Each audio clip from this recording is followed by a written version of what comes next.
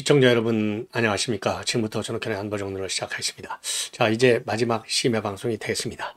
자, 이번 시간에는요, 오늘 이제 집회가 다 끝났습니다. 자, 다행히 경찰과 그 다음에 이 시위대 즉 민노총, 한노총, 또 이 촛불행동 이런 좌파 단체와의 직접적인 충돌은 없었어요.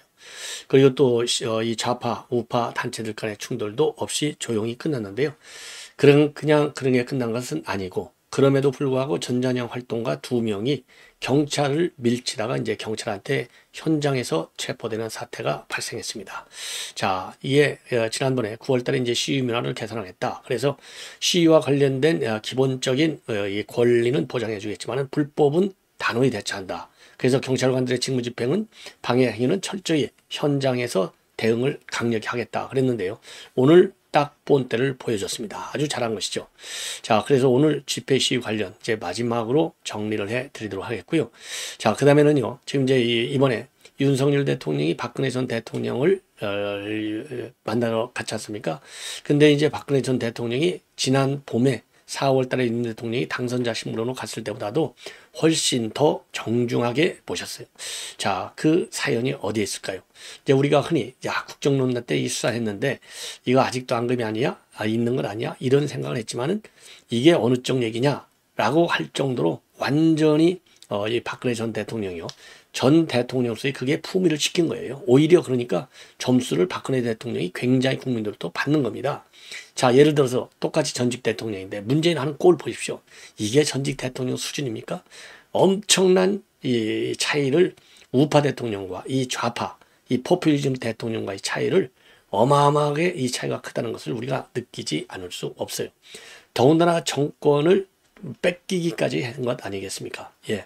자, 그런 점에서 굉장히 충격적이다. 예, 이렇게 말씀을 드릴 수 있고, 그 다음에는 지금 이제 이준석 신당론과 관련해서 이 과연 이준석 신당에 누가 참여할 수 있겠느냐? 비명계에도 접촉하고 있다라고 되어 있는데요. 비명계 이상민 정도는 만난 거 아시죠? 근데 비명계에서는 일단 독자 노선 쪽으로 일단은 방향을 잡았어요. 예, 일단은. 자, 그런데 지금 이준석이가 오늘 언론에 나와서요.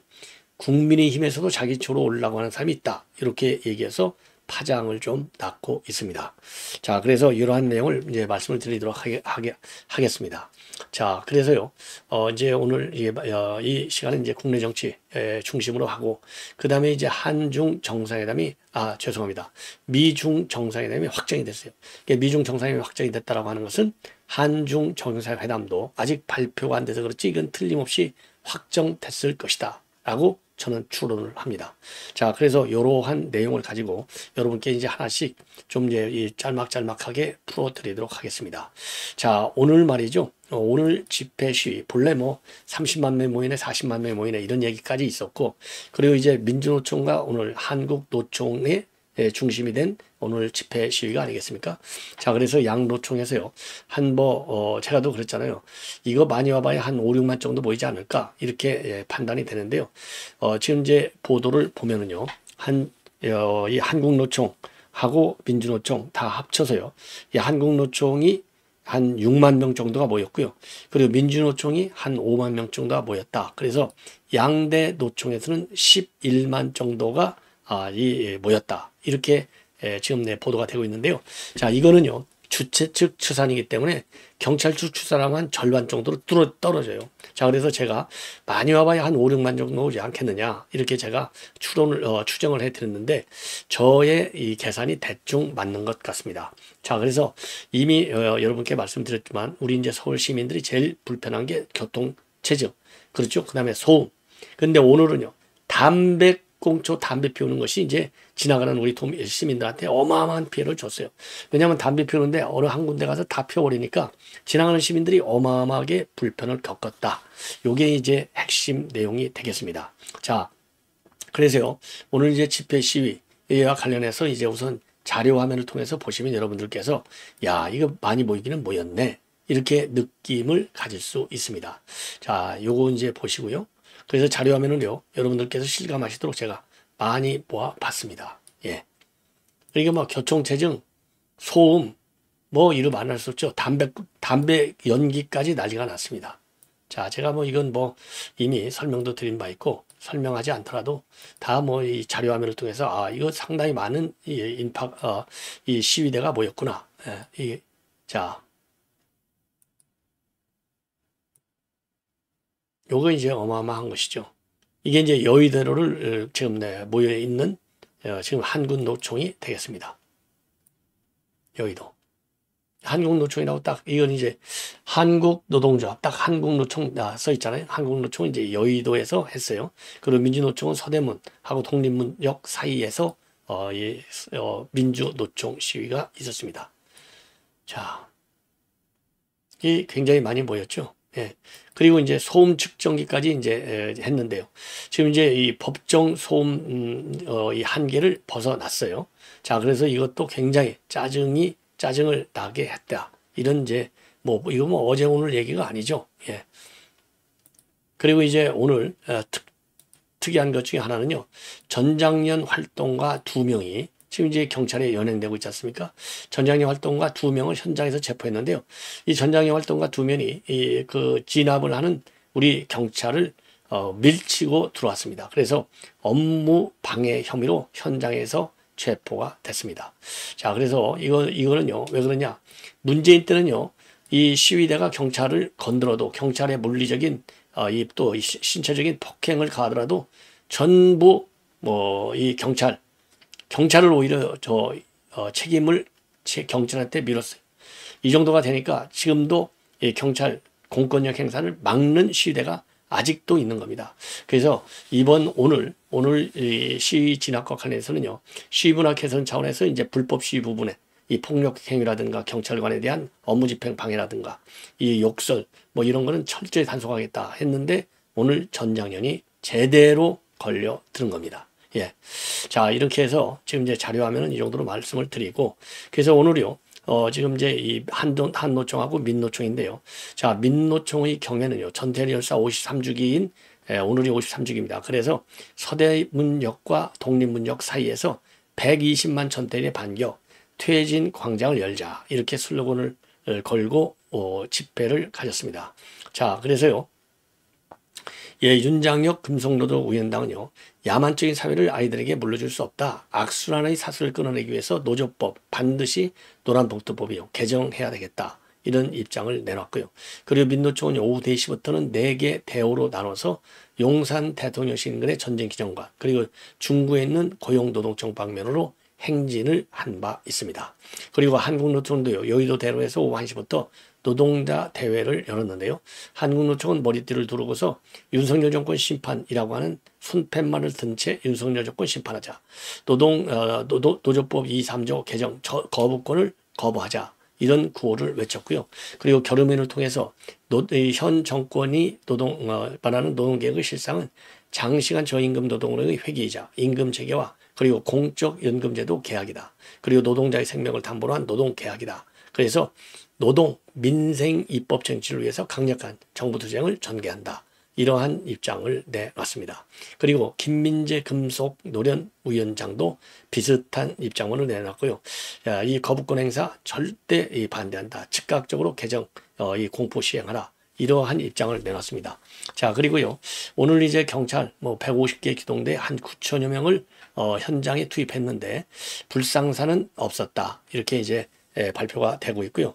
전장형 소속 활동가 2명이 경찰의 현장에서 체포를 됐습니다. 자, 그래서 오늘 이제 경찰들은 당연히 이제 이 법 집행대로 이제 처벌을 받겠죠. 자, 이 정도로 이제 말씀을 드리고, 다음은 우리 박근혜 전 대통령. 자, 이번에 이제 박근혜 전 대통령이 지금 이제 사저를 방문한 윤석열 대통령 아주 깍듯이 모셨어요. 그러니까 이제 지난번 4월달하고 이제 다른 점은 뭐냐? 지난번에는 현관 안에서, 이번에는 현관 밖 계단까지 내려와서, 그리고 배웅할 때도 직접 차까지 빠이빠이 하겠다 그랬는데, 괜찮습니다. 윤 대통령이 끝까지 이렇게 점잖게 사양을 하는 바람에 유영하 변호사만이 이제 끝까지 차량까지 와서 지금 이제 배웅을 하는 그 정도로 아주 깍듯이 박근혜 전 대통령이 모셨어요. 자, 그러면 박근혜 대통령 통상적인 성격으로 보면은 말이죠. 지금 이제 한 번 찍히면 아예 쳐다보지도 않는 성격의 소유자라고 합니다. 사실 뭐 이건 뭐 어제 오늘 얘기가 아니죠. 우리가 그동안에 많이 알려졌던 일종의 이제 박근혜 대통령의 특성인데, 이번에 보니까 이제 우리가 흔히 이거 박근혜 대통령이 영장 보내는데 윤석열 대통령이 당시 특검에서 제대로 인력을 한 것 아니냐. 그럼에도 불구하고 이렇게까지 잘 해놓은 이유는 뭘까? 참 굉장히 이 궁금한 분들이 많을 거예요. 그런데 지금 이제 이 언론 칼럼 보도 내용을 보면은요, 지금 이번 이 수사할 적에 윤석열 대통령은 최순실의 국정농단 포커스에 맞춰서 수사를 했지 박근혜 전 대통령을 타겟으로 수사는 하지 않았다는 겁니다. 자, 그래서 박근혜를 대상으로 해서 대통령을 대상으로 해서 서면 조사는 뭐든 전혀 하지 않았다는 거예요. 자, 오히려 특검이 연장이 됐으면 말이죠. 오히려 박근혜 전 대통령이 구속되지 않을 수도 있는 것 아니냐. 요런 지금 보도까지 나오고 있어요. 근데 이제 황교안이가 이 특검 연장을 거부해 버렸잖아요. 그러니까 이제 검찰로 넘어가 버렸잖아요. 그래서 검찰이 무지막지하게 이제 박근혜 전 대통령 이게 구속시킨 것이 아니라는 겁니다. 그러니까 사실상 박근혜 엄격하게 얘기하면 박근혜 대통령이 윤석열 당시 특검 검사한테 억울하게 당한 게 하나도 없다는 얘기입니다. 오히려 문제는 뭐냐? 황교안이가 문제라는 거죠. 황교안이가 이 짧은 생각으로다가 특검을 연장 안 해주는 바람에 이 특검을 해서 했으면은 불구속 기소 정도로 해가지고, 왜 그러냐? 박근혜 전 대통령한테 법리 다툼의 기회를 주었을 가능성이 매우 큰데 요거를 다 망쳐놓은 인간이 바로 황교안이다. 요러한 지금 칼럼이 하나 나와 있어요. 이 칼럼은요, 이 조선일보 논설위회 출신의 최보식의 언론에서 이 강원원객 한정석 칼럼리스트의 주장이 되겠습니다. 자, 그래서 이 칼럼 내용을 조금 더 자세하게 직접 인용해서 말씀을 드리면요, 이렇게 되어 있어요. 박근혜 대통령은 자신에게 한번 찍힌 사람은 쳐다보지 않는 성격이라는 겁니다. 그런데도 이번에 윤 대통령한테 마음을 활짝 열었는데 그 이유가 뭐냐? 윤 대통령이 특검을 봤을 때 윤 대통령은 최순실 국정농단에 포커스를 맞췄지 박근혜 전 대통령에게 타겟을 맞추지 않았다는 겁니다. 그래서 특검은 박근혜 전 대통령을 대상으로 서면 조사든 뭐든 한 게 하나도 없다는 거예요. 자, 그런데 대통령이 탄핵소추 의결로 권한이 정지되어 있을 때 얼마든지 특검이 대통령 수사를 할 수 있는 상황이었는데, 그럼에도 불구하고 윤 대통령은 당시 수사를 전혀 하지 않았다. 그리고 탄핵되기 전에도 서면조사조차 하지 않았다는 겁니다. 예. 이렇게 하다 보니까 오히려 이 윤석열 특검이 그 당시 비판을 받았다는 거예요. 그런데 당시 윤석열 검사의 생각은 뭐냐? 최순실 중심으로 연결된 권력 주변의 국정농단을 기소하는 것이었다는 겁니다. 그래서 특검 연장을 황교안 대행에게 요청했는데, 당시 특검 연장의 목적은 이 박근혜 전 대통령 수사가 아니라 최순실의 은닉 자산을 찾는 데 있었다는 거예요. 이걸 황교안이가 거부하는 바람에 특검이 종료되고 수사가 검찰로 넘어가니까 검찰에서 기다렸다는 듯이 박근혜 전 대통령에 대한 수사 필요성을 내세웠고, 박근혜 전 대통령이 이를 거부하니까 국민인식이 더 나빠졌다는 거죠. 예, 그럴 거 아니에요. 박근혜 대통령이 왜 거부하나? 그런데 이제 탄핵이 이제 헌재에서 인용이 되니까 검찰이 구속영장을 치려고 했을 때 박근혜 전 대통령한테 윤 대통령은 반대하는 입장이었고 불구속 기소를 주장했다고 합니다. 그래서 황교안이가 특검 연장을 허가했다면 최순실 은닉자산 수사를 토대로 해서 박근혜 그리고 최순실 간의 경대 공동체라고 하는 검찰 주장, 이거 성립이 안 됐을 것이라는 거예요. 그리고 동시에 탄핵이 인용된 후에라도 특검이 지속되었을 것이기 때문에 기소권은 특검에 있었을 것이고, 그러면 윤석열 검사는 당시에 박근혜 대통령을 구속 기소하지 않았을 것이다. 이렇게 판단하고 있어요. 자, 그러면서 아마도 윤석열 대통령은 박근혜가 탄핵된 후에라도 박근혜 기소 여부는 신중하게 고민했을 것으로 이 칼럼니스트는 결론을 내리고 있습니다. 그리고 사실 윤석열 정도면 이미 탄핵된 대통령을 다시 형사죄로 집어넣는 문제에 찬성하지 않았을 것으로 생각되기 때문이라는 거죠. 그리고 설령 기소를 한다고 해도 불구속 기소를 통해서 박근혜 전 대통령한테 법리 다툼의 기회를 줄 수 있었을 것이다. 이런 걸 다 망쳐놓은 주인공이 누구냐? 바로 황교안이라는 거예요. 그래서 박근혜 대통령은 황교안 면회를 수차례 거절하고 이후에 콧배기도 황교안이는 보여주지 않고 있다. 자, 이런 인간이 말이죠. 당대표 돼가지고 총선하니까 쫄딱 망한 거 아니겠습니까? 자, 이번에는 말이죠. 이번에는 이준석 관련 뉴스를 말씀을 드리겠는데, 이준석 이가 말이죠. 지금 이제 대구 지역을 중심으로 한 대구 신당을 만든다고 하는데요. 지금 여기에 대해서 강력히 부인을 하고 있어요. 영남에 기반을 둔 신당이라고 표현하는데 전혀 동의하지 않는다. 똑부러지게 KBS 정관용의 시사본부에서 그렇게 밝히고요.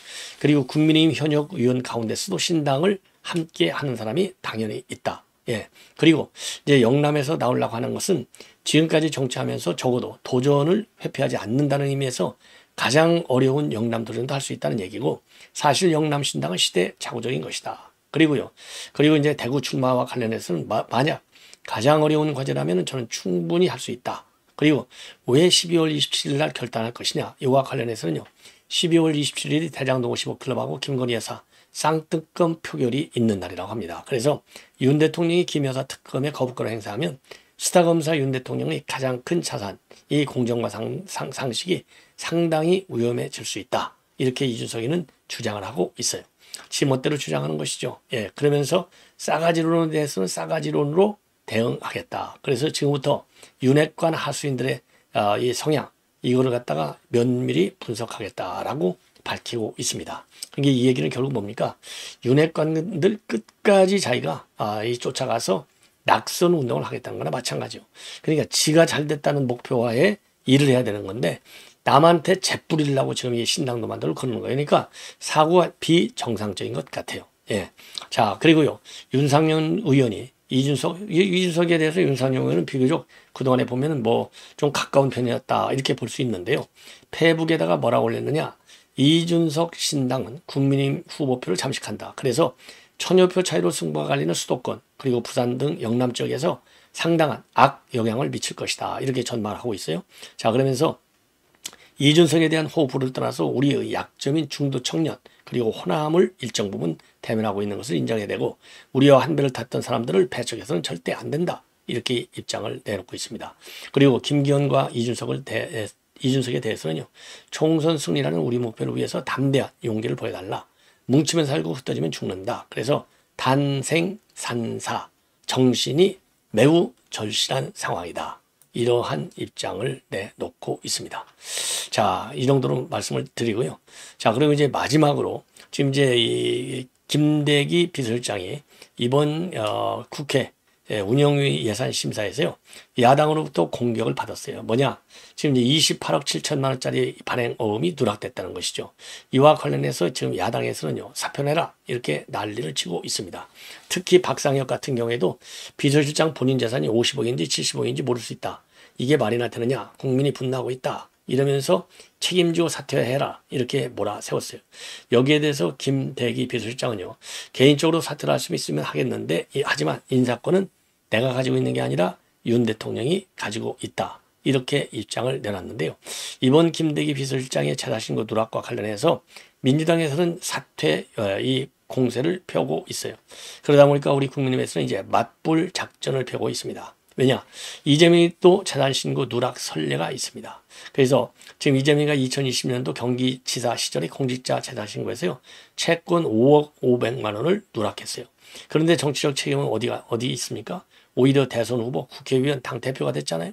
자, 그래서 이런 이재명이는 과태료 처분까지는 받았는데 이게 민주당의 사임 얘기 이런 자기네는 얘기 안 하고서 거꾸로 이걸 가지고 김대기 비서실장한테 사퇴하라고 이거는 말이 안 된다. 이렇게 맞받아치고 있습니다. 자, 그렇죠. 그런데 이제 현 정부, 그리고 현 21대 국회 들어와가지고요. 국회의원들이 뭐 수십억, 10억, 20억, 뭐 아예 누워서 떡 먹기 식으로 재산을 은닉했어요. 저는 은닉 혐의가 짙다고 봐요. 국회의원들. 예. 그래서 이 재산신고 누락이 많았는데 전부 80만 원짜리를 때렸어요. 굉장히 손방망이 때린 것이 아닌가. 그래서 자제 말이죠. 자제 전부 다 나는 몰랐다는 거 아니에요? 아니면 실무직원에 착오했다. 그래서 지금 이제 김대기 비서실장도 실무직원 이거 제대로 못 챙겨가지고 이런 사고가 났다. 이렇게 지금 해명을 하고 있어요. 근데 이게 재산 누락의 경우에는 이번에 이제 민주당이 대부분 민주당 의원들이 어마어마하게 많이 걸렸잖아요. 그러다 보니까 또 우리 국민님도 몇 명 걸렸어요. 이게 법원에서 굉장히 연약한 판결을 저는 의도적으로 내놓은 게 아니냐. 이렇게 생각이 됩니다. 어떻게? 일반 공무원들이 만약에 15억, 20억씩 누락시켰다고 가정해봐요. 이거 처벌받습니다. 예, 당연히. 자, 그래서 이 솜방망이 쳐버릴 가능성이 충분히 있다라고 하는 비판은 면하기 어려울 것 같아요. 자, 그럼에도 불구하고 지금 이제 이재명 같은 경우에는요, 이 과거에 경기지사 시절에 공직자재산신고에서 채권 5억 500만 원을 누락했어요. 자, 그런데 정치적 책임이 어디가 있습니까? 대선 나왔죠. 국회의원 해먹었죠. 당 대표까지 됐죠. 자, 그리고 지금 이제 재판도 나갔다 안 나갔다. 그리고 검찰 수사도 그동안에 얼마나 열받게 만들었습니까? 자, 이러한 이재명을 대표로 두고 있는 민주당에서 이번 김대기 실장의 어음 28억 이거 누락을 두고 지금 난리를 치고 있어요. 이거는요, 김대기 비서실장이 직접 누락시킨 게 아니고 실무직원의 실수로 누락됐다는 거 아니겠습니까? 자, 그래서 이런 것까지 정치 공방의 이슈로 삼는 민주당 참 굉장히 옹졸한 정당이 아닌가 이렇게 생각이 듭니다. 자, 시청자 여러분, 이렇게 해서 오늘 이 모든 심야 방송 전부 마치도록 하겠습니다. 대단히 고맙습니다.